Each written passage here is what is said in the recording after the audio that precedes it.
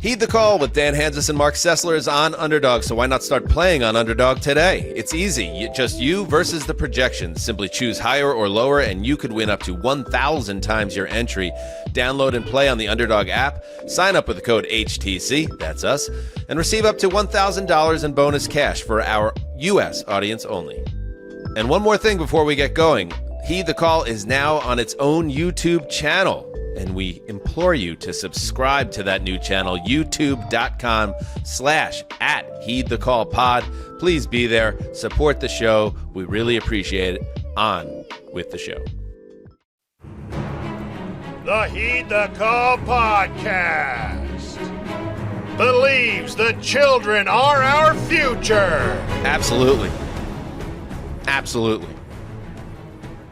Welcome to Heed the Call. Dan Hanzus, Marc Sessler. We're always thinking about the future here on HTC. Marc, we're always thinking about how the world is all in front of us. And after 3 weeks of football, I don't think it's too soon to start making some judgments about the league. And that's what we're going to do a little bit later when we talk about things that are we overreacting? Are we underreacting? Are we properly reacting? The future, man. That's where it's at. Yeah, I mean, we were judging the league and its inhabitants 2 weeks ago, so it's not too late to do it now. We've already been doing it, but just a cautionary note to you and to others, like that oversimplify the concept of children. Like, not all great, not all wonderful. No, I'm just going to, like sometimes there are signals and symbols and behavior patterns that suggest this child, not so great. Let's just be real. Like, cautionary tale here. Keep an eye on. Keep an eye on. Don't get me started on this, Sessler. 2 weeks ago, we had our episode where we did the dreams, and I learned that this thing about child gangs and attacks that I used to think was just a Sessler bit that he did on a podcast is actually something you have nightmares about. And now I'm concerned when this comes out. No longer is it a jovial thing. It's something that sparks a lot of anxiety for me because you are my co-host and business partner. I get the willing to fantasize about other scenarios. I get the business partner part of it. There are news stories written by reputable news agencies about children ganging up on elderly and older people and having their way. How about this? We'll put it on the Patreon, patreon.com/heedthecall. You have your own show every week where you talk about how dangerous the children gangs are. Well, be helpful. But until then, chill, all right? Let's bring them in. It'd be helpful, though. It would be helpful to society. So, yeah. Conor Orr has like 14 kids and another on the way. So I think that he is somebody that we can trust. Let's welcome in one of our favorite people.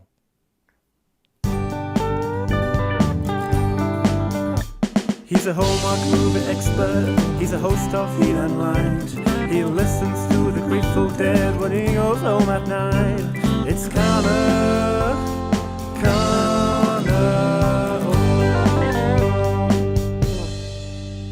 Wow. Hey, bud. The guitar work on that was ridiculous. We got some talented people. Who was that, Justin? God. That was Peter Riordan.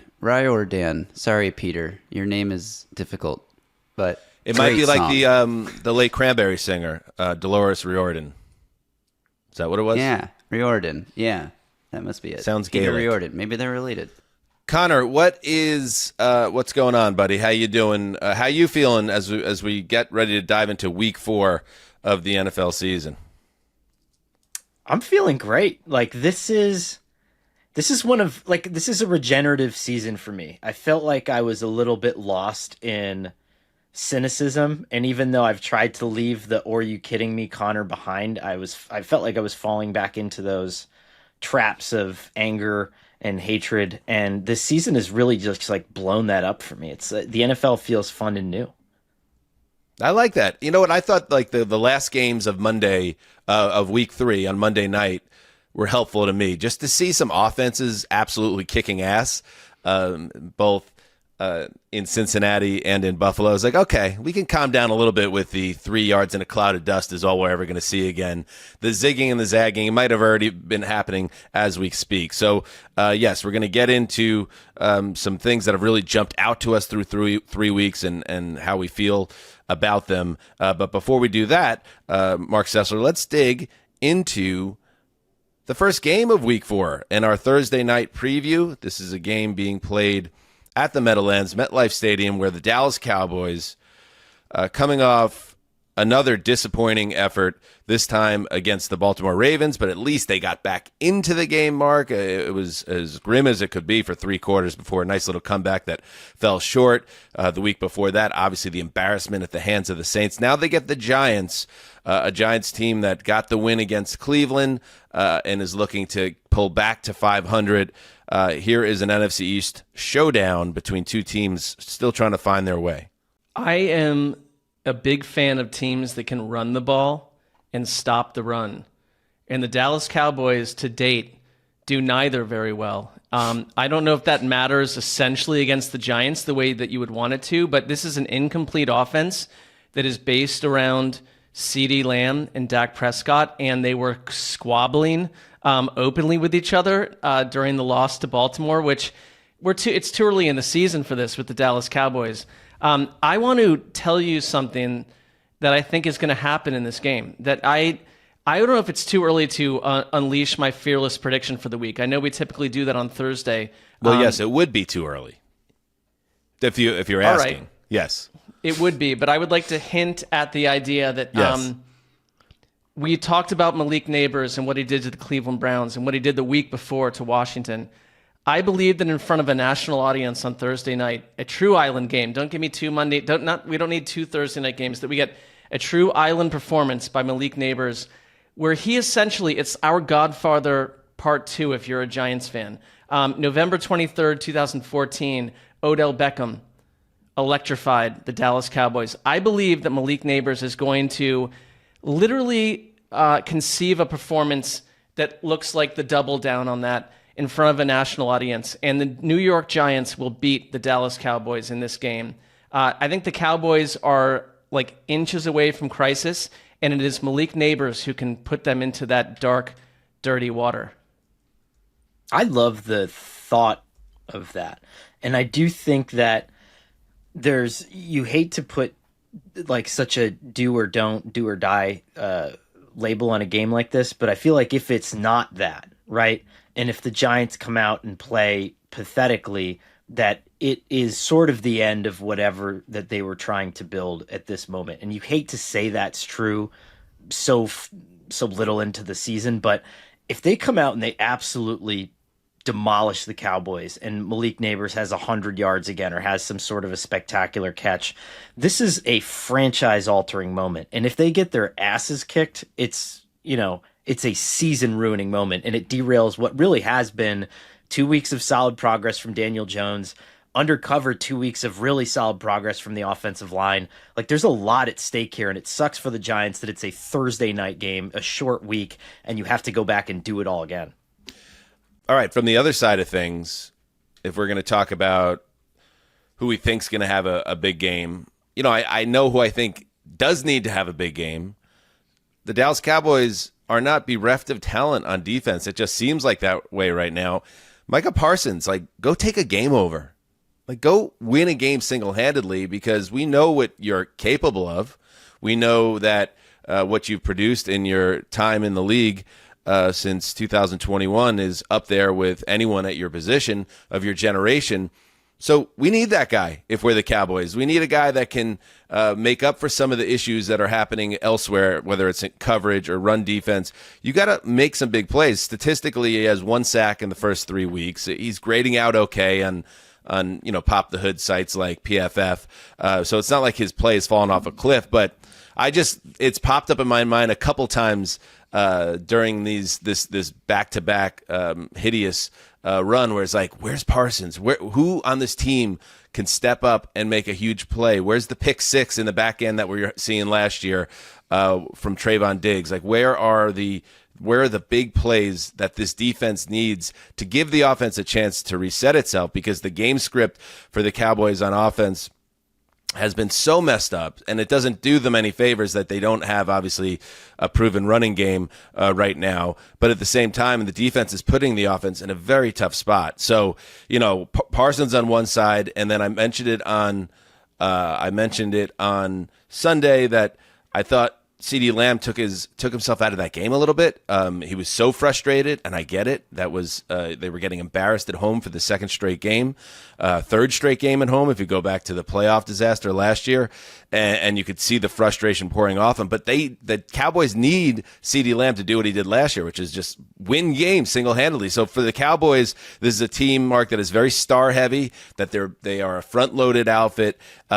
Those guys need to do it, and I'll throw Dak in there as well. Like, you need to have a big performance. So while Malik Nabers could do it because he has that ability, that big three of Dallas, I'm predicting that they get back on track, and I really like their chances in this game. I don't trust them.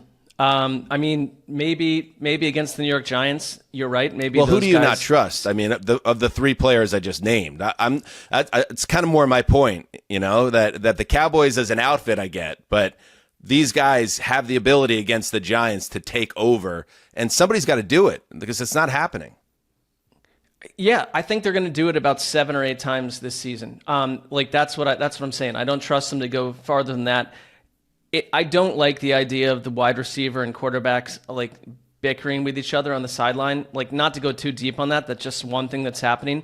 I think part of it is the Dallas offensive line holding back a Giants pass rush that, in a post-Wink Martindale world, blitzed a ton and rushed Deshaun Watson and made life hell for him a week ago. Dexter Lawrence was one of the best players of any team on the field a week ago. 8 sacks. You got to find a way to not if you're the Cowboys, keep Dak out of trouble. If you're the Giants and you can create problems for Dak Prescott out of the gate, I think this is a situation in at MetLife where the Giants they've got the stars of their own, and I thought Daniel Jones played one of his best games of his career last week, 22 for 34, really? 236 yards, 2 touchdowns. I thought he played well. He played clean football. He played clean football, and I think that Nabers allows him to grow on offense in a way that he wasn't before. That's what I saw. I thought he played one of his best games. My thing isn't about Dak, I don't think, or CD or Micah stepping up individually. It's Mike Zimmer and Mike McCarthy stepping up individually. So, for example, if you're Jerry Jones and you're looking at this game on Sunday, I think if the Giants had practiced on Monday, if you were looking back at the injury report, they would be down to their 4th potential available slot cornerback. And so it's okay, if you're Mike McCarthy, who in your year off of football, professed to have understood the game at a different level and studied this at a depth unknown to mankind, find a way to put CeeDee Lamb on the 4th string slot cornerback and just beat the living hell out of the Giants defense. Find a way to do that. It's possible. And if you're Mike Zimmer, do what Dan Quinn was doing. A lot of times we're making something sound so difficult that is not difficult. It's put Micah Parsons on the worst Giants offensive lineman and just let him beat that guy's ass, just like you did in that rain game. What was it, week 2 last year when the Cowboys beat the Giants by 40? This is all you have to do. When you have star players, it's relatively simple. But to me, we've seen it almost work the other way, where it's been the Giants coordinators that have been coming up with this magic. I mean, Shane Bowen going from a 25% blitz rate to a 65% blitz rate against Cleveland, absolutely shocking the hell out of Deshaun Watson. That's the kind of game that Dallas needs, and that, to me, is what's necessary. I mean, I think that Dak and CD and all these guys are so used to all their conversations on the sideline, all this stuff being over-examined. What they need is good coaching, and right now I feel like they're getting scared coaching. Yeah, that's fair. And if you watch the Browns game for the Giants, their defensive line, we talked about it going into the year, that is how they're going to win games, with dominance on the defensive line. The game-wrecking version of Brian Burns finally showed up with some big plays. He had a strip sack fumble that led to a turnover. He also had coverage of a wide receiver where he dropped into coverage. I mean, just showing you the athleticism he has. Dexter Lawrence obviously had a huge play late in that game and played at a high level. Kayvon Thibodeau, our old buddy, made some plays. So that D-line, let's see how the Cowboys can handle that. And then just to circle back where we started, Mark, like Nabers, the first touchdown he had, that, like, to your point of what you were saying on Sunday, like, he has that special skill set that jumps out at you when you watch him. And he goes up in the corner of the end zone, high points a ball, and like a ballerina or someone that could defy gravity, the way he was able to kind of turn his body. And it's almost like other people, it happens really quickly, but it's almost in slow motion, the way he kind of turns his body and then gets his feet positioned. And then the second toe touches just before the left forearm hit the white of the out of bounds marker. Like, there's very few guys that really, when you watch football, jump out off the page, and Nabers is one of them. So, the fact that Dable has targeted him more than any wide receiver has been targeted by any team this season points out that Dable sees it too. And Daniel Jones, I'm not on the same page with you, Mark, that I didn't see him playing at such a high level in that game. Certainly better than where the season started.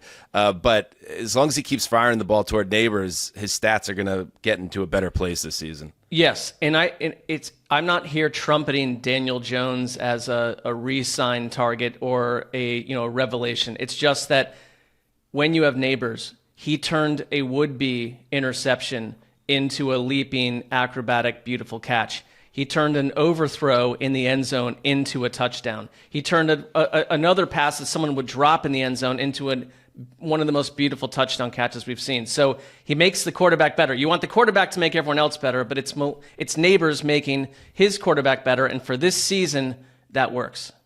I think look back at, it's hard to fathom this now, but I think there was a time when we were watching Josh Allen when he was very early on in his Bills career, and you'd see him drop back and you'd be like, good Lord, like what is this? It was Blake Bortles on ice skates, and we had no idea what was happening. And then all of a sudden, Stephon Diggs comes into the fold, and you're thinking to yourself, there's no way that they're going to get this guy a high volume of targets when everyone in the building knows that that's where the ball is going. But that's where Brian Daboll made his money as a coordinator, right? Was designing an offense to get Stephon Diggs the ball and to get Josh Allen comfortable as a developing quarterback. And maybe finally Daniel Jones has that guy now, and everything starts to make a little bit more sense, And to your point about coaching, on the second Nabers touchdown against the Browns, the coaching schemes it up and gets him one-on-one with a safety, and Nabers loses him in the end zone within a split second. It's the one thing I think he does that is so underrated about him, and I think that's kind of the reason that the Giants wanted him in there, is he really is a good matchup coach. A lot of pressure on both coaching staffs in Thursday Night Football. All right, we're going to take a break, and when we get back, we're going to have some fun. We're going to dig into some storylines, some things going on in the league. We got to get some takes out. Are we overreacting? Are we underreacting? Are we properly reacting? We'll be right back.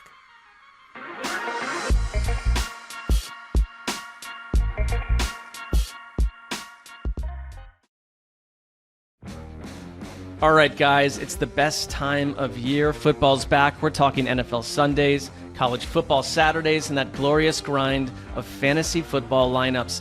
This is where your inner GM comes alive, setting the perfect fantasy roster, screaming at your TV, and making last-minute waiver moves that either make you a hero or the guy everyone ridicules in the group chat. But listen, while you're over here, making sure your fantasy team is dialed in, don't let your personal grooming become the guy that gets left on the bench.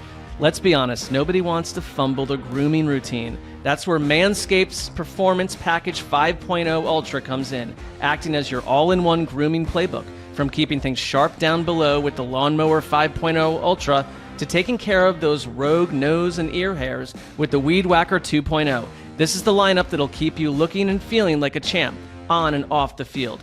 Join the over 10 million men worldwide who trust Manscaped, and get ready for kickoff by heading over to manscaped.com. Use the code HTC for 20% off and free shipping. Trust me, you'll be drafting the real MVP of grooming this season. Dan, you specifically know this is a very important tool in your adulthood at this point in time. Yeah, you and I have had so many conversations where you kept on telling me, "Oh man, I fumbled my grooming again," and I said, "Get the Weed Whacker 2.0," and now you've done it, and I'm proud of you, and you've never looked better. I could say that with confidence. Well, thank you. The Performance Package 5.0 Ultra doesn't stop at grooming essentials. It also comes with 2 free gifts: the Boxers 2.0 Midnight Bravo and the Shed 2.0 Toiletry Bag. Premium gear to ensure you're always ready for action, whether at home or on the road. Get 20% off and free shipping with the code HTC at manscaped.com. That's 20% off and free shipping with the code HTC at manscaped.com. Stay on top of your grooming game and be ready for anything the season throws your way. All right, we are back. Week 4, right around the bend, but it's not too soon to have some spicy takes. That's what we do around here. That's Mark. That's the name of the game. You want to be successful in our business? Get them spicy takes out. You gotta pump out the spicy takes, even if it's if it doesn't come naturally to you. You've got to become someone artificial. Force it. And still do it to keep your job. I feel like it's harder to do that when it doesn't come naturally to you, and then you find yourself in mid-sentence being like, I think Malik Nabers is secretly a murderer, like you don't know how to do it well, and there is an art form to it, Absolutely. I don't think he's committed any murders. You don't think so, but I can't say anything with an absolute degree of certainty. As Kyle Shanahan says, we could all die tomorrow. So I don't know. That's what he's known to say. All right, let's get into it. We're going to take turns. We'll go around the horn twice here. I'll start, and it shouldn't be a surprise that I want to talk a little bit more about the quarterback in Minnesota. Can you throw up a tweet from J.J. McCarthy, the number 10 overall pick in the 2024 NFL Draft, Mr. Graver? Indeed, Sam Darnold is good at football right now, and I guess it's notable because about a month and a half ago, there was very real possibility that J.J. McCarthy was going to be the Vikings quarterback this season, maybe even as soon as week 1, or maybe Darnold was just going to keep a seat warm for a little while. But when McCarthy went out with that knee injury, he's lost for the year, and Sam Darnold takes over. And obviously what we've seen to this point has been startling to many, not for those in the inner circle of the Darnold Hive, of course, Sessdog, but he is throwing, he's thrown like in baseball terms, about a 3-hit shutout right now with 14 Ks. That's his season to this point. He has 8 touchdown passes. The Vikings are 3-0. He is 5th in the NFL in total QBR. He is completing nearly 68% of his passes. His QB rating's 117.3. And he is averaging 8.4 yards per attempt. And as I said on Sunday, that the way he's doing it, there's nothing overly flashy, but this is a guy that understands the offense, that works well, obviously, with the play caller, and has the weapons around him to finally be functional. It's going to be very interesting to see what happens next now, because this could be a blip and Darnold could come down to earth, like, say, Derek Carr did this past Sunday, and be a league averages quarterback the rest of the way, or this could turn into one of those special seasons, and Darnold puts up big numbers, and the Sam Darnold MVP odds, those continue to drop, and all of a sudden you're talking about a guy that's having just one of the great comeback seasons in recent memory. So, with that said, I'm not going to be surprised because of what I said about how it's not like I don't think he's over-indexing in terms of his play right now. I think he could even potentially be better than he's been so far. So I'm already thinking ahead. I'm saying he's going to have a monster year, and that's why I think it's time for the Vikings to start internally already having the conversation that the Minnesota Vikings should trade J.J. McCarthy so they can give Sam Darnold all the money. Overreaction, underreaction, proper reaction. Connor, what? No, what? Shouldn't do that. What do you mean? No, I thought you were going in another direction, and I agreed with you. And then when you said trade J.J. McCarthy, I was like, Jesus, man, no, no. So are you perhaps saying that's an overreaction then? A little bit. Okay. let's play a slightly different game, a game within a game, as Jigsaw likes to say. Let's say up till like week 8, he's playing this well. Week 9, Sam Darnold's playing this well. Then the Vikings go to him and they say, how does the Baker Mayfield deal sound? How does the Derek Carr deal sound? Where it's essentially like 3 years, $100 million, kind of a pay-as-you-go thing. And so after every year, we can get out of it. And so, okay, maybe it's up to Daniel Jones territory, $40 million a year. If you're Sam Darnold, do you take that?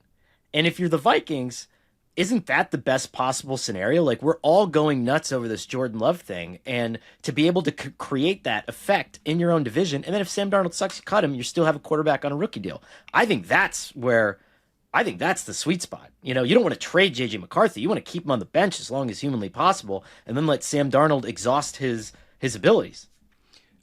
I'm with you. I think like the overreaction is the idea that we're talking about a contract right now. It's like we've got another 14 weeks of football to decide who Sam Darnold is in the system. I think it's not an overreaction, Dan, for you, who you're in that hive, to at this point see that a quarterback has matured himself in year 5 or 6 or whatever, with a coach who's wonderful and like they fit really well together. You in the hive. I'm at the it center, is hard so to hear. It is hard to hear. I will use it's because I'm so deep in the hive. I'm not one of these people on the outer edges of the hive pretending like they were here the whole time. No, you were there the whole time. We've got the cup with the string, 2 cups in the string. Some people were telling me on our old show that this was the biggest draft bust of all time. I don't think. No, I can barely hear people. I'm so deep in the hive. Go ahead, Mark. You can. I think it's appropriate for you to take your W. Like, but let's wait and see, because like you're stacking a lot of pressure on top of Sam Darnold. I think it's a wonderful fit, and I have no problem with them keeping J.J. McCarthy, not trading him, but keeping him, having him on the bench for a couple years if they think Sam Darnold at the end of the season is that guy. The way he's playing right now, it's like, oh, maybe we should all learn that quarterbacks don't arrive. A couple of them do, but most do not arrive in 2 or 3 weeks. It's going to take years. And if you get dropped into a fraught, chaotic, terrible organization with coordinators that change every year, coaches that change, and a finicky owner, like that's probably not a great environment for a quarterback. And Darnold out of nowhere suddenly, and like, by the way, the Niners weren't a bad place last year, but to go to Minnesota, it's like, you're putting a quarterback in a great position. So I think they could do the same with J.J. McCarthy. I'd keep him on a rookie's salary. He's got to go. And just no, because but your thing is about this for you. This is like a Game of Thrones where it's like there can only be one. So I see what you're doing, but there can only be one guy in the field. Let me just say why the Jordan Love comparison doesn't really work, because to me that did make sense the way the Packers did it. It was a risk because Aaron Rodgers won 2 MVPs. But was also getting older and older and older. Did you know that Sam Darnold's younger than Joe Burrow? Like he's got a Vinny Testaverde to him, where he's younger than everyone around him when he's young. He came into the league, He came into the league early, and he's also on a 1-year, $10 million deal. So yes, that I'm not saying that. I'm not in seriousness saying it's time to trade J.J. McCarthy. I'm just like extrapolating out if he does end up having the season as a overall piece that he, in terms of how he started this year. That's an interesting situation, and I think he's going to be. He's already a huge fan favorite. Did you hear the crowd when he went out with that knee injury and he comes back in? He said the ovation that he got when he jogged back on the field meant the world to him. Like Minnesotans, they're going to fall in love with Sam Darnold over the course of the year if he continues to play at a high level, and it's just going to be an interesting. He's like apple pie. He's like a human apple pie. I mean, I get that. He is not a Midwestern guy, but he is so Midwestern in certain ways. So it could be a very interesting situation. Obviously, that either way, it's a great setup for the Vikings. And we'll see what happens. But, you know who else likes him? Bill Belichick. Here's what he said on McAfee this week. But I'll say this. Everybody has liked Darnold except the Jets. The people at Carolina that I talked to, they really liked him. He was, at the Rams and not for very long. They liked him. I think they want to re-sign him. He was looking for more of an opportunity than to play behind Stafford. And then I know that Kevin and some of the coaches in Minnesota, they really like this guy too. So it seemed like the only people that didn't like Darnold were at the Jets. All right, Bill. Calm down. The Jets. Bill's a colleague and a friend, but the Jets did like him. They took him 3rd overall, and I believe he's thinking of Baker Mayfield was the guy that was with the Rams. And by the way, Carolina could have re-signed Sam Darnold. He left as a free agent when his rookie deal lapsed. I'm like fact checking, like a Trump speech. I'm just fact checking my colleague Bill, who I largely love. But it does underline. I think the bigger thing from that Belichick thing that I wanted to play was like, there ain't no way. Like, we could cook up all the scenarios that Bill ends up going back into coaching. The fact that he still finds a way to try to twist the knife on my Jets is just fun. And he's never going back there. He might go back to the Meadowlands, but he ain't going back to the Jets. Do you think Bill Belichick is even functionally aware that we are his colleagues? It's not too soon to change that. Maybe there's an inter-office email or a doc that has like his cell phone. Maybe we could reach out to him some way. I don't know. Just like all lowercase text, like, have you signed up for health insurance? ? How about Count Markula, middle of the night, like a 4 a.m. text. You get his number and you're just like, you up? And like, did you read the Belichick letters yet? Well, can I tell you like a pull the curtains back story? Someone in our company asked me to send that article to them so that they could actually show it to Bill. The long form you wrote about, just for people that don't know. The long form that I wrote about, yes. As a young college student, I wrote letters to Bill Belichick when he was the Browns coach, and he or someone from I believe it was him, wrote me back multiple times, wrote an article about it with a bunch of personal type of long form story stuff in it. What? It was a tremendous piece that you wrote.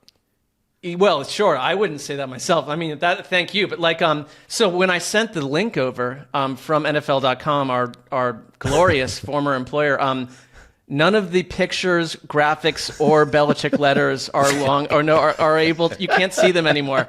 It's just my prose saying that this happened with no proof, and that's what they're going to forward over to our colleague Bill Belichick. So just to clarify, so they nuked your long form on Belichick. Our YouTube got nuked. I don't know. Just sometimes you got to connect dots. That's all I could say. All right. Who's up next? I could throw one at you. Yeah. If you'd like. Not even a year ago, but even 3 weeks ago, the Carolina Panthers were a poison, like a pariah, a social, no-go. We don't like them from ownership on down. We've got a lot of issues with ownership. We've got issues with the rookie quarterback. Suddenly, Andy Dalton, who has had one of the better makeover scenarios of all men that I know, like his hair suddenly looks glorious. He's like he has like movie star hair. He looks. He went from like a 6.1 to like a 8.9 or 9.1 as a man. But that's not really where I'm going here. But I'm just saying that's who's running the show now. David Tepper suddenly probably will take credit for this. Looks good, because the team's going to start to win. And there's another team, the Washington Commanders, that in the last 24 hours, everything that we think about the Commanders, like they change your name, you're probably going to change it again. You had the worst owner in sports. We don't really know the new ownership group. Sort of a disaster. We'll see what happens. I am saying that my idea for what happens this season, because this is one of the weirder NFL seasons, and even the fact that we just spent 8 minutes on Sam Darnold as an MVP candidate is proof in the pudding of that. But then here we are. I believe that the NFC is going to get a shocker when we get a playoff game involving the Commanders and the Panthers. That midstream completely changed what we thought about them early in the season. I think they're going to be the story of the lower echelons, mid echelons of the NFC. They're not the best teams, I get that, but they're going to be berserkers down the stretch that go on winning streaks, that get functional quarterback play, that get good coaching with a lot of veterans on both teams. Both teams suddenly, you had Terry McLaurin, who, the whole story of Monday Night Football was I'm willing to not have more than 40 catches this year because we have a rookie quarterback. Look at me, I'm such a great teammate. But by the end, he's making huge plays of that game.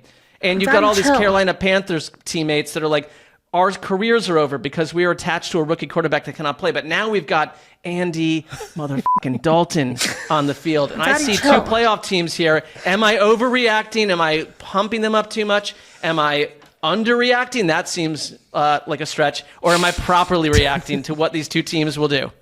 Justin, I think you had it right there. Go ahead. Daddy, chill. I thought I was overreacting to a small sample size, and then here you go, 4 quarters against the Raiders, for Christ's sake. I mean, what are we saying? That was a great Sessler segment moment because it started to veer off into just like a prediction segment, but then I think you brought it back to the overall theme that it is that Andy Dalton is going to now have a big year, and the Panthers, as a result, are going to be a playoff team. Is that what it is? I believe that the Panthers and the Commanders, if they now, it's I don't want to get too particular. What do the Panthers what do the Commanders have to do with this? I said the Commanders with Daniels last night that like they changed everything. That the Panthers and Commanders are like on a postseason clash course. Like they're going to clash with each other in January, and it's going to be one of the more surprising things that has happened to the NFL in many, many times, many years. Okay. Oh, this is unbelievable. Why is it so crazy? Because like Washington, I'm trying to wrap my head head because it's okay. So it's a Commanders Panthers prediction that both those teams make the playoffs. Is it an overreaction? Essentially, yeah. I mean, it's two different topics. So I don't know, Connor, you go first. I have a Commanders point related topic coming, but I will say that it's a slight overreaction to say that the Commanders will make the playoffs, and it's a massive overreaction to say that the Panthers will make the playoffs. Although it's very good for my brand right now to be associated with the Panthers. Panthers said something nice about me on social media, which I really what'd they say? Appreciated. So where? So do you know when you do your picks? And now, like, it's a cool thing for, like, the shittiest teams in the NFL when they win one game to be like, oh, raise your hand now. Who picked us? Nobody. And it's like, yeah, it's because you suck ass, right? But I was, like, one of 3 people to pick the Panthers, and then they tweeted it. The difference being last year, the Ravens did this to me, and they were like, attention, Conor Orr, who didn't pick us, but I did. They just made it up. And then I had like 500 people from Delco telling me to fuck off in my Twitter mentions, and I was like, is this for real? Anyway, Delco's probably not right. It's more South. But anyway, they're more Eagles fans, I guess. But I don't know where I'm going with this, but I don't think the Panthers are going to make the playoffs. Yeah, I think it's a nice thing, and I think that winning 7 games for this team or 6 games would be like a massive hurdle for them to clear, and would instill an incredible amount of confidence in someone like Dave Canales. Yeah, they're a real football team now, as opposed to the first 2 weeks where they were the saddest team in the league. So I would say at the same time, overreaction to the Panthers making a playoff run. And I would say, based on what we saw with the Commanders yesterday, a proper reaction that they could make the playoffs. But if they're together, then I have to choose because now they're put together. I'll say it is an overreaction overall, Mark. That's where I'll come down on that. Because I made a sandwich out of it. I get that. Like, I could have just picked, one. I get that. Connor, you're up. Specialize in that. All right, we got another one. Last night, really... He's a top 10 football insider. Stugat. Last night really exposed like the Irish in me, where like everyone's enjoying this Jaden Daniels thing, and in the back of my mind I'm like, what could go wrong? And I was thinking about the fact that it's like, oh, the sun is shining, and it's like, oh, it'll burn all the crops, But when I was watching Jaden Daniels play and light it up, while keeping in mind the fact that the Bears were struggling and Caleb Williams is probably going to need an offensive head coach at some point, and used to play with Kliff Kingsbury, and the Bears interviewed Kliff Kingsbury, all this stuff, kind of connecting it in the Pepe Silva board that's in my mind here. But could Jaden Daniels play so well that he loses his offensive coordinator, right? And the more that this thing comes together, the more someone is going to have to come in right behind him and try to replicate something that maybe only Kliff Kingsbury can do, which I do think is kind of an interesting thought. Is that an overreaction that this could be, he could play so well that he could lose part of the very important thing that's making him play so well? I think Kliff Kingsbury getting a head coaching job somewhere else essentially like months from now. Yeah.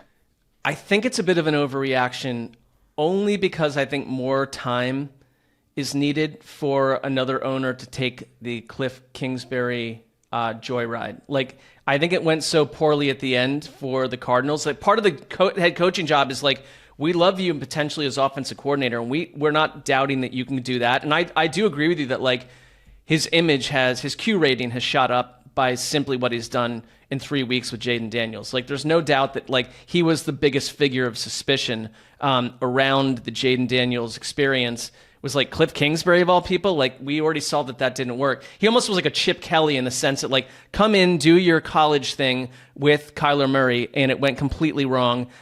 So another owner's gonna have to say, I want that as a head coach, but also everything else that comes with a head coach. And he wasn't particularly problematic like with the press or anything, but I think we're like a year or two away from him getting his second chance. Like, kind of the same way with Dan Quinn, where like you go somewhere, you're a defensive-minded head coach, everything goes south, but then you go to Dallas for a couple of years and build a really nasty defense, and we like Dan Quinn, the person, so he becomes a head coaching candidate. I don't know if someone's going to jump on Kingsbury, also because there's so many other, like, there's Kubiak, there's Petzing, there's all these other OCs out there that are not damaged goods on any level that, like, I think that people would jump on first, Dan. My counter to that, though, is that the list is not as long as you think it is. Okay. Like, I was going over it in my head, while I was crafting this point.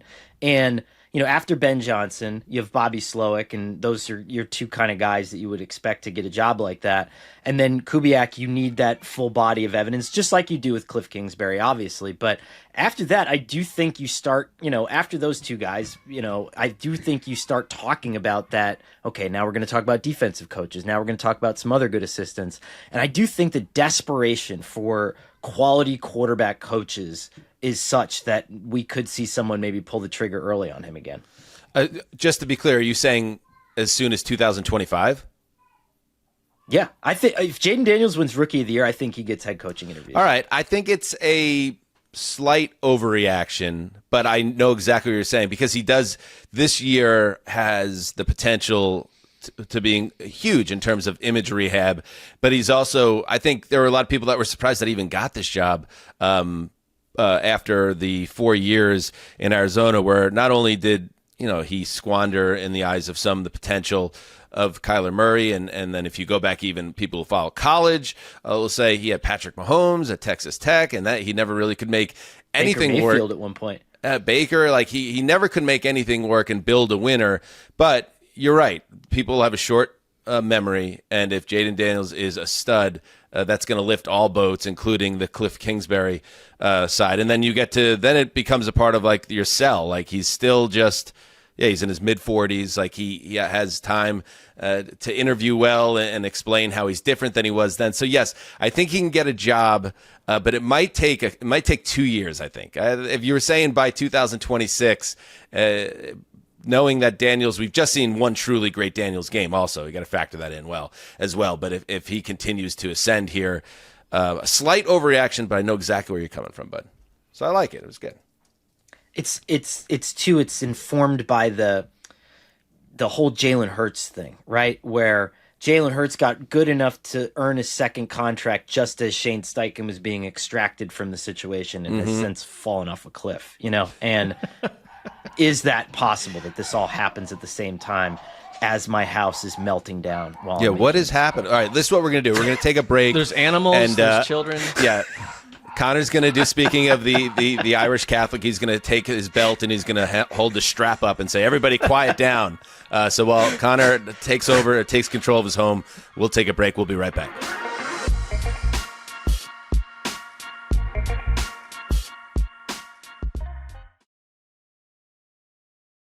Heed the Call with Dan Hanzus and Marc Sessler is on Underdog, so why not start playing on Underdog today? Underdog now has streaks. You can enter for $1, build up a streak, and win as much as $1,000. Plus, you can cash your streak out anytime. So download and play on the Underdog app, sign up with the code HTC, that's us, and receive up to $1,000 in bonus cash for our U.S. audience only. All right, we are back, and Conor is now, he's texting with his wife, and that's always a pleasant text when you got to be like, hey, get control of the situation up there, and then maybe there's a shot back, and then here you are trying to podcast at a high level. Conor, many children in the house, dogs. How are things with you after that meltdown? It's hard because perpetually, like, still, I mean, I'm 14 years into my career and no one thinks that I have like a real job. And it's so hard for me to be like, can you please be quiet because I'm talking about football in the basement? And it's just like, it's absolutely, you know, there's been so many times where, like, you know, I've had like my in-laws or people come over and they just look at me like what are you actually doing? You know, I don't believe that this is real work. So it's hard. It's a challenge. It's something we have to overcome. I know, Dan, I know that you, Conor, like, sometimes Conor and I just text about, you know, life. And he was telling me that he's very much a disciple of the Harrison Butker husband-wife dynamic, where he'll, like, the text lands with enormous gravity and weight. Like, she will listen, and those dogs have gone quiet. You don't hear the children right now. The dogs don't even exist anymore. The hammer has been dropped. You know, the hammer of Thor, the hammer of Orr has dropped. All right, let's get back into it. Overreaction, underreaction, proper reaction. All right, so maybe I went out on a limb a little bit there with the J.J. McCarthy thing. But you know, calm down. All right, I believe. But how about this one? I think this one's gonna win over some people. I don't like the landing zone. I don't like the colored graphic overlays the network puts on the field. I don't like dumb-looking squib kicks. Ooh, strategy. I don't like the announcers saying dynamic kickoff and explaining the rules over and over. I don't like all the players starting on the same side of the field. I don't like that Justin Tucker added muscle to his frame so he could tackle better, and now he can't kick straight. I don't like that we still get a relentless number of touchbacks. I don't like the elimination of traditional strategy like the surprise onside kick. I don't like the obvious optics here, how this is supposed to be so much safer, but a bunch of insane athletes are still getting a running start at the ball carrier and are tackling with the brute force of a pack of lions converging on a gazelle. You know what? Take it, McConaughey. Yeah, fugazi, fugazi, it's a wazi, it's a woozy, it's a fairy dust. It doesn't exist. It's never landed. It is no matter. It's not on the elemental chart. It's not fucking real. When I was a kid, me and my cousins used to play wiffle ball every day during the summer. And as the older cousin, I provided much of the structure to the games. Perhaps not a surprise. And there was one famous line that me and my cousins still make reference to this day that I would shout out, "Rule change!" Yeah, that would be an in-game adjustment meant to improve the experience for everyone involved. You know, we don't hate that so much. I'm sorry. That is the most childhood Dan element I've ever heard. Rule change. Listen, we don't need to wait until everyone is hungover at a luxury resort in Arizona to change this rule.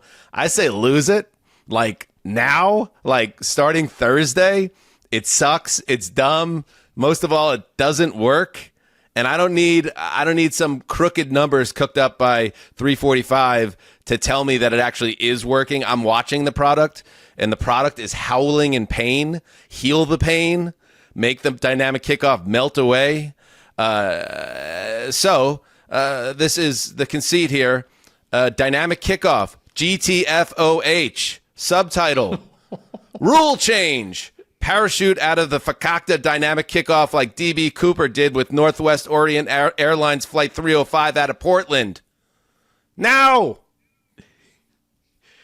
Okay. Overreaction, underreaction, proper reaction. You bring up D.B. Cooper, I'll agree with whatever the hell you say. I'm with Just you. saying. I think it's it's a tough one because I agree with your reaction. I think it's the proper reaction. The expectation that the NFL like midstream admits they did anything incorrect on any level. No, they're not playing wiffle ball with your cousins. That's a problem. Like they're a multi-billion-dollar business entity that's like, I don't think they're going to change anything. I think it's sticking around. I think one argument against it is that what it was before had faded too because of rule changes. Like the kickoff from a year ago was even more of a pastoral, nonsensical item. Because it would be maybe unfair or a little bit dickish if I were to just bury this new rule without an idea to replace it. Sure. You want to make the kickoff a play again? Back up the kicker to the 25-yard line, 10 yards, and let's play some football. And I understand again, like old school kickoff returns back in the day. Because these guys all kick the ball 10 to 15 yards further now. So get the kick, and then they're going to say, "Oh, but it's more dangerous and all this." It's like I don't believe the data. There's probably. I want to be respectful because I understand there is with the league. They are very serious about ways to find, ways to make the game safer. And if they thought this was in the best interest of the player's health, I respect that. But I also don't know if you actually get down to it. There's still collisions of bodies at high speeds with this current rule, whether they want to admit it or not. And we're still getting a ton of touchbacks right now. So it's not helping the level of play. I'm just saying, like, either it's a play or it's not a play. And if you can't figure it out, like, this is not it. This ain't it. That's the only thing I do know is that this ain't it. Keep trying. Go back to the drawing board. I can just tell you, I agree with everything that you're saying, but let me just tell you exactly what's going to happen. We're going to reach peak frustration and boredom with the dynamic kickoff. And then like week 11, there's going to be 3 spectacular kickoff returns for touchdowns. And then some dumbass online is going to be like, imagine hating the dynamic kickoff, and then everyone's just going to be like, yeah, imagine not liking it. And then it's just going to be this complete head fake. Like we all loved it all along. And then we just move the line of vision and then we forget that the old kickoff even existed. I'm telling you that's what's going to happen. The Twitter echo chamber, if they get their hands around that as a narrative, that's going to be a problem. But I don't sense that right now. Are the nerds Gravedigger? Are like the football? Is the cognoscenti? Are the nerds pro or con kickoff? I have not really tracked that, but like the super nerds, like the AP class football people. I don't know, but I do know what they have talked about as a potential solution to every frustration Dan is voicing right now, and that is that the touchback penalty is not severe enough. The 30-yard line, teams are like, okay, sure, start at the 30-yard line. We will kick it through the end zone every time, and you will have 5 yards better field position than you had when we did that last year. It needs to be like you kick off out of bounds, it's the 40. Nobody kicks off out of bounds on purpose. Why not 45? Midfield. Make it so these teams do not want to give up the touchback, and then you will see return rates skyrocket. I think that's the only solution. All right. I don't want to make it so much of a penalty that it's like flipping these games. Like, so there's that too. It's like put the ball at the 50 because you hit it in the end zone, the kickoff. Like, what do we? I mean, that seems a little extreme. Also, there's a solution out there, and I just hope that people aren't so busy patting themselves on the back for coming up with this that they're not actually having real conversations about, oh, this sucks. Like, we gotta go back to the drawing board. All right. Mark, you're up. I don't think we've ever had a historical equivalent to a coach that has won Coach of the Year twice, who sits on a hot seat and could be a couple months away from being completely dismissed from his job. And I don't talk about the Browns that much on the show. I really don't. But I watch what's happening right now, and I am of the mind that if they stick to the course, the expensive, ridiculous course they're on with Deshaun Watson, and this season continues to look the way it did on Sunday against the New York Giants, one of the worst Cleveland Browns performances I've ever seen. If you weigh the roster and the strength of the roster versus the actual performance on the field, There are not many examples of Cleveland Browns football where the roster has so many talented players and they've gone out and played the way they did on Sunday, and that's happened multiple times this season already, that this coach and this general manager could go down with the Deshaun Watson ship. A finicky owner who's been pretty quiet and calm the last couple of years for decent reason. But if you look at Kevin Stefanski, the only time we've really celebrated him or hoisted him up and made him coach of the year was when he had the quarterback more recently that he didn't even plan to have. He did wonders with Jacoby Brissett and got due credit for that. He did a great job with Joe Flacco. His worst coaching has been attached to Deshaun Watson. And I wonder if the negative energy around this, if you don't have the guts as an organization to simply move on from a quarterback who is not what you signed up for, and you bring in Jameis Winston, which you're already doing on scattered plays here and there, if you don't take this into your own hands and say, ownership, everyone else, we're going to do this, we're going to do what's best for the Cleveland Browns. We're going to put a quarterback in there who can function, we're going to change the energy of this team, and we're going to ride it out. And we'll ride it out financially. They're not going to do it. They're not able to because it's too expensive, and they're hamstrung by ownership and everything else. But I think GM and coach are very vulnerable and could be gone by the end of this season if this doesn't change. Am I overreacting? Are they just going to stick with them? Am I underreacting? I don't know how that would be. Am I properly reacting? Where am I going with this? What is your statement? That I think that they're on a collision course to be fired. Oh, I think that is a proper reaction because Watson has the ability to get everybody fired if this play continues. I thought you were going in a different direction. In fact, it was one that I kind of had in the holster, but I wanted to give it space in case you wanted to talk about it. I was like, get rid of Watson now. Like, overreaction, underreaction, proper reaction. Like, should you just bench him or release him outright? And I understand, oh, you can't do that, all the salary cap and all this shit. Like, no, like, you can do it. You can absolutely pull the plug on Deshaun Watson right now, and you could stick his ass on the bench until January. And then when he has 2 years, guaranteed years left on his deal, you could figure out what you could do, whether that's trading him for a 7th-round pick, conditional, or releasing him outright, which I don't imagine he would have any trade value at this stage. And I think that is not overreaction either. I think that would be a proper reaction. But, yeah, to what you're saying, yeah, Connor, I think the coaching staff, everyone's in peril as long as this guy keeps playing at this level. I don't think Kevin Stefanski's in trouble. I think you would probably scapegoat the GM if you were the owner in this situation, and you would keep Stefanski. I think he's on solid ground there, at least as far as I understand. But to your point, you guys bring up something interesting.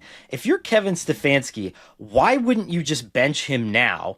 And if the organization freaks out, go to them and say, okay, then trade me. Trade me as a coach somewhere else, because I bet half the teams in the league would want him, and he wouldn't have to deal with the fallout of the Watson thing. Because if Stefanski survives Watson, I can tell you right now, Watson's going to end, not at the end of his contract, but with like Russell Wilson, with like $90 million of dead cap space that you're going to have to swallow at some point on a roster that is getting very old very quickly, and you're not going to want to be the coach there anyway. So if you're Stefanski, why wouldn't you get ahead of it, bench him now, play Jameis Winston, and show everybody that you can let it rip with just about any other quarterback? You did it with Flacco.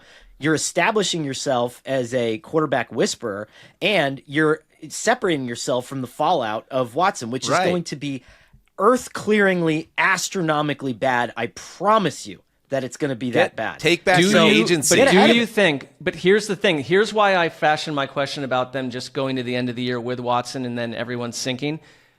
Do you have autonomy enough, if you're Kevin Stefanski, to outright bench Deshaun Watson? I don't believe he has that But that's power. almost beside the point, right? He does, but you just do it anyway. Like, who was the manager that Philip Seymour Hoffman played in Moneyball, the Oakland A's guy? That was Art Howe. Art Howe, right? And Art Howe, yeah. And they would just they would give him the lineup, and then he just wouldn't do it. So then they just cut all the players that he was putting in instead of the ones that he wanted. Like, if you're Stefanski, be like, okay, Andrew Berry, Paul DePodesta, come down from the booth and tell me to put him back in to my face on the broadcast. So you do it on Sunday, right? Like, you don't, like, it's not a thing you're talking about in a committee. You do it just after do it the on opening Sunday. drive. You let him Insurrection. play the opening drive, and then you say, take a seat. Right. Or you bench him in game, and then at the post game press conference, you say that, we like the way Jameis looked and we intend to move forward with him, and dare the Browns to turn it into a huge story. Like, that's how you take the onus back of the situation. And if that's I love indeed that. what's Come going on. on I love with that. the Cleveland Browns, Let's go. if the head coach Stefanski is held hostage, and I think I don't know if do we know the whole story? What is the reporting out there? Like, who truly was responsible for this? Who actually believes in Watson at this stage? But if Stefanski is somebody who's been dragged along this whole time, yeah, like, I guess you're risking you're taking the risk that's like an act of war against your own front office. And if you do that, that might make you someone that other teams would shy away. It's a boys club after all. Other owners would shy away from hiring you, but screw that. Like, you only live once. And you would win the public opinion war for being the coach that said, this is ugly, this is toxic. I don't want this guy bringing me down, so I'm moving forward. Like, I dare you to stop me. I mean, let's do this. Let's go. And no one loses the PR war against Deshaun Watson. Like, if you're the coach that did that and fights with your own GM, no owner or organization is going to frown on that. Let's do it. Can we do it? Let's do it. Deshaun Watson, you're benched. Like, no, it doesn't work that way. Okay, never mind. Who's the last coach that did something like this, that gave the middle finger to ownership, that got boxed out of the boys club? It's Jim Harbaugh. And he came back, and everything is fine. It's absolutely fine, right? Was that the Kaepernick, Alex Smith, the Harbaugh? I think he was just like constantly feuding with Got it, Jed yeah. York, and then they tried to trade him to the Browns at one point before he took the Michigan job. I think all roads lead back to the Browns. Anything dysfunctional related. All right, one more. Connor, take us home. All right, so we saw what happened with the Commanders on Monday Night Football. They looked awesome. We saw what happened to the Giants in Cleveland on Sunday. The Giants lost to the Commanders simply by virtue of the fact that they didn't have a field goal kicker. They played really well and had a kind of budding star performance against the Browns. Their only loss came against the Vikings and Brian Flores, and the first time that anyone had faced Brian Flores with this new defense. Am I overreacting or underreacting or properly reacting when I say that actually the Giants are pretty good, and I don't think it's out of the question to think that they could finish second in the NFC East and compete for that fringe 7th playoff spot? Mark? I think they absolutely could finish second. We have evidence that Brian Daboll really coached them up 2 years ago when there was health throughout the offensive side of the ball, especially. We've talked about it on the preview for Thursday night. They've got a genuine star that changes the level of their quarterback play. I thought Devin Singletary was a big step up. Their defensive line wrecked Cleveland's offensive line, banged up offensive line, but wrecked them on Sunday. There's a lot to like. I think what happened last year kind of muddies the picture, but to finish second in that division, like, the Cowboys are a mess. The Eagles, I think, are a very good football team.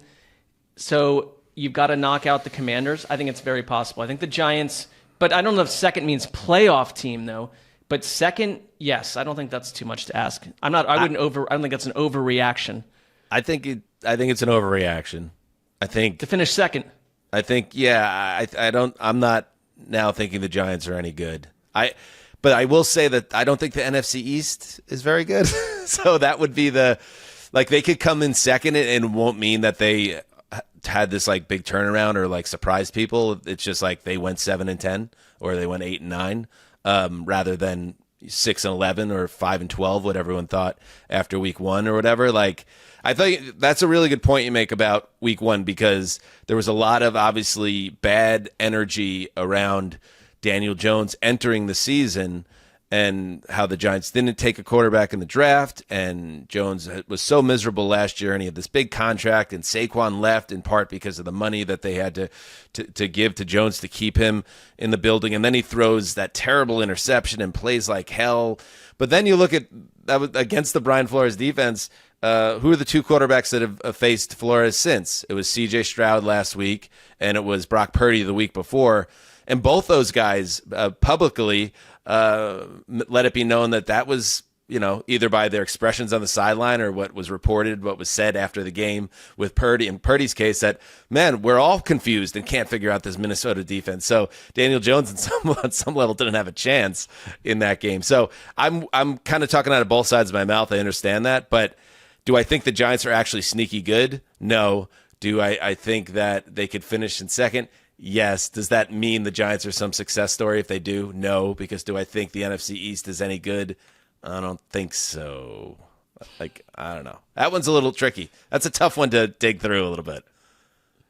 I mean, I've been digging in on the Flores defense, and so not a single quarterback that has faced Brian Flores has had a positive EPA per play. Daniel Jones was by far the worst. He was double as bad as C.J. Stroud. Brock Purdy was about even, which is another whole discussion, which I think Brock Purdy's really good. But what he's been able to do with the players that he's gotten, and if you talk to some of these experts who are watching him play, it's phenomenal. It's something that we haven't seen before. And so the Giants were legitimately blindsided week 1. Let's say that they faced him week 5, week 6, week 7, and then you flip their schedule around a little bit. There's a world right now where they're 2-1 even. That's not that hard to believe. And I don't know. Let's see what happens Thursday night. That will be a good test because that will offer a lot of clarity about tying the Giants it all back together. And the Cowboys, and tying it all the way back around for this segment. The defense of the Vikings with Brian Flores has even made the Sam Darnold conversation tricky because he's been putting such incredible game scripts every week, and they've set the quarterback up and that offense up for success. Flores is just doing the damn thing right now. And he's turning the league upside down. All right, good stuff. Good conv. Some people say convo. I'm even shortening it beyond that. I can't believe children had to play, wiffle ball with you. You exerting power and changing rules left and right. They're just young children who look up to you as a cousin. Well, what about Connor's children? They got put in the storm cellar, and they're going to be left there until school tomorrow. That's their punishment. That's unrewarding as well. Dad is podcasting. You need to be quiet. You used to be afraid of dads when they came home with like a briefcase, or I had a friend who had a cop dad, and then when he came home, you were just like, well, I don't want to be here anymore. Like I would immediately try to time my mom's pickup with when I knew he was getting home. He had like very Wonder Years dad vibes, but now if you you're walking out of the basement in like a, Fulham jersey and sweatpants and like your little podcast mic, and you're like, Dad's home from work now. It's time to talk about all the, it just doesn't work. No, I think it starts with not dressing like a child yourself. And that's part of the problem. Yeah, you should be wearing a button-up shirt, short sleeve with a bad tie, Connor. Coming home exhausted and pissed. And see how they deal with you. Start smoking like unfiltered Camels and just, yeah. We just missed it, by the way. Dad Corner here. And Justin, you could just listen in. Fireside chat. Like, the amount of responsibility for our generation of dads compared to every generation prior is outrageous. Like, it used to be you could just, if you had a job and you helped put food on the table, and you mowed the lawn and did certain home improvement tasks. That's it. You are doing the job. And now, like, I'm a coach on like 14 different teams. I'm taking the kids to the arcade. Like, no dads were taking the kids to the arcade in the 80s. It's just a wiffle ball. We were talking wiffle ball. I'm organizing neighborhood wiffle ball games for the children. Putting in rule changes in 24. It wasn't happening in the 80s and 90s. No. We're taking on a lot now, and we deserve the credit. God damn it. I think it does speak to your nobility, though. I think Connor and I would agree to that. So would Justin, that, there's a very noble aspect to all that you're taking on. Sometimes Dan is right. Sometimes when I organize the neighborhood wiffle ball game, I go to the field and I can't do it because Mark has already organized his neighborhood wiffle ball games with the kids. No, Mark has found a loophole to some of what we're discussing. It's not a joyful one, but like there are loopholes. That's what Take that for what it's worth. All right. Before we sign off, Justin, There's Yes. an important notice I'd like, or a challenge to the audience. How are we doing over on the old YouTube subscription? It was suspiciously nuked last Friday, the entire account, but thankfully YouTube, working with our fine partner Underdog, got that clarified, got us back on track. You had put out a challenge for 10,000 subscribers to the Heed the Call YouTube channel. Have we succeeded in that? Right. So this is the 11th day now. This Wednesday is the 11th day of existence for the channel. We are not quite to 10K. We are at a little over 8,600. And every time I refresh the page, that number ticks up by 1 or 2. So that's great. That's a good By the sign. way, disappointed dad face. Just got home from work. Dinner's not ready. Disappointed dad face. Yes, let's keep pushing to 10K. We're not there yet. Again, even if you don't actually watch the show on YouTube, you just listen to it on the audio pod. Like, can't be that hard to open up your YouTube app, search Heed the Call with Dan Hanzus and Marc Sessler, press the subscribe button, and then all right, well, how about this, Mark? How about this? Yes, give us the number. Give us the number. Mark, the challenges to the audience, get us to 10 before the Week 4 preview episode. I love that. And I think also anyone listening to this has, if you don't have children of your own, and if maybe they are online or they're not, hopefully they are. Hopefully they're very invested with online activities. You have wives, you have husbands, you've got uncles and aunts. Even if they have never heard of our show, have them subscribe to. It's a real kind of phone tree grassroots campaign. Get everyone involved. Beat communism. That's sort of what we're trying to do here on some level. Absolutely. Because someone like a communist type power conked us out a week ago, and I'm not unconvinced it wasn't some sort of dark energy corpo type move. I don't know what corpo. You could right, guess. exactly. We don't know who did it or how it happened or Right. what happened. We just know it happened. So fight back against the powers that be by getting us to 10,000. And to prove that, we don't just say things without also doing them ourselves. Like, I have subscribed with the Music City Audible channel, with my personal channel, with the Heed the Call football show at gmail.com channel. Like, all the accounts that I have are subscribed. So you guys should be doing the same thing, I feel like. That works under the assumption that everyone else has 7 YouTube channels, but I don't know if that's true or not. But if you do, please. All right, thanks to everybody for listening. Connor, love you, buddy. See you Sunday for the next flagship program, or even before that over on Patreon when we do our Week 4 draft. Until Thursday with Money Mike and Jordan Rodriguez, do what you must. Heed the call.